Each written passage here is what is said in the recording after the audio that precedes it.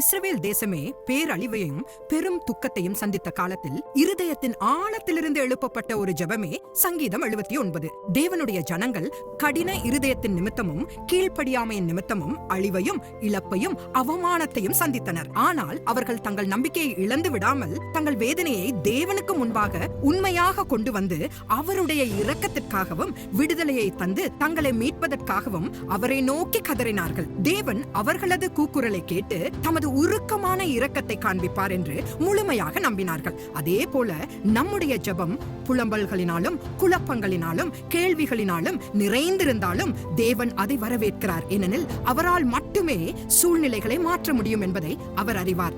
தேவனுடைய இரக்கம் என்றென்றும் உள்ளது. அவருடைய உண்மை தன்மை என்றும் மாறாதது என்பதை அறிந்து அவரிடம் திரும்புங்கள். கடினமான காலங்களிலும் அவரை தொடர்ந்து துதித்துக் கொண்டே அவரை தேடுங்கள். அவருடைய ஏற்ற காலத்திற்காக காத்திருங்கள்.